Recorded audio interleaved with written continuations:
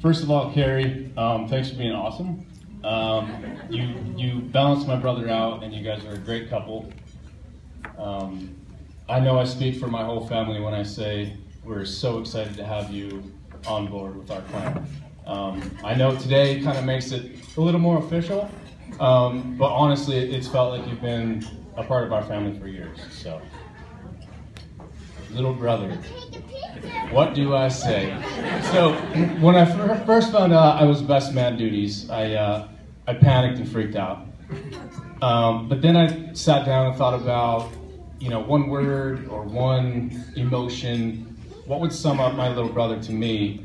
And the word that kept popping into my head was thankful. Truly thankful for the relationship that we have, the bond that we've had throughout life.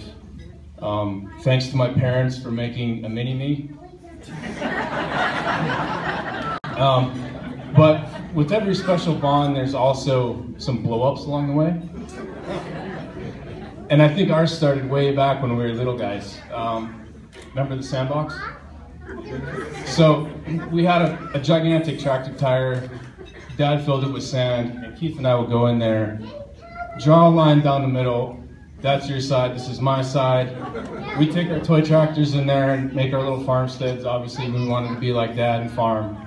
And everything was pretty smooth sailing until one of us would drag our disc in the other guy's cornfield. And that culminated into us just throwing sand at each other the rest of the day. And a couple years later, the rusty bike tire, or the bike seat. So we were playing in the backyard and unearthed this 1960s bicycle seat. They're about the size of a plate, rusty. So of course, two boys, we started playing catch with it, like it was a football.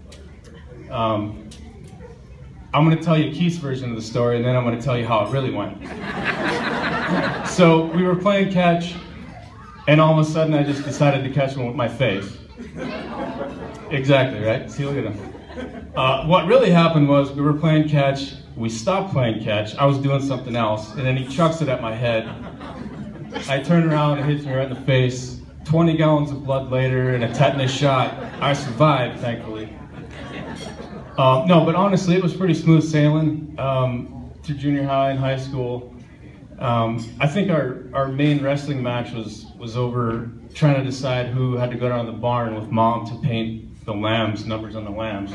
Then I moved away to college, and a couple years later, Keith was right there beside me. That was pretty smooth sailing too. Robert's actually lived with us. All three of us lived together for 3 years, so he got a ringside seat. To our two main blow-ups were trying to figure out who's gonna do dishes.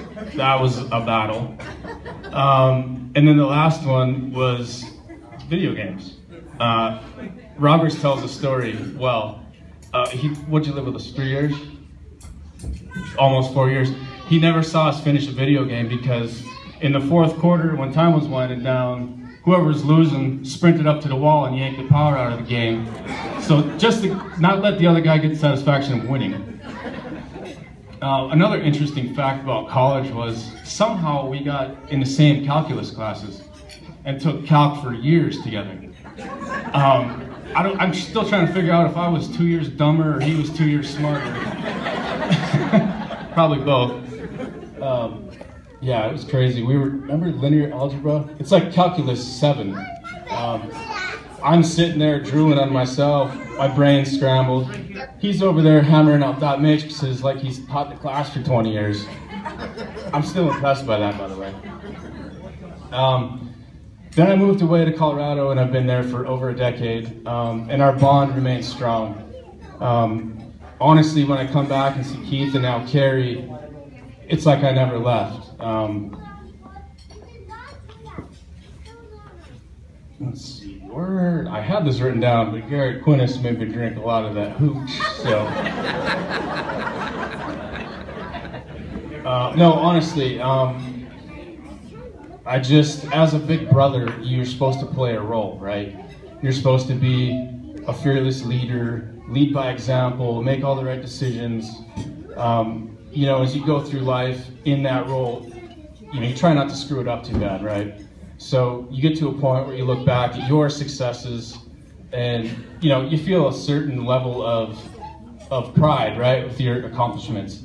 And then that level of pride doesn't compare to the amount of pride you feel when you look over your shoulder and seeing your little brother doing everything better than you did.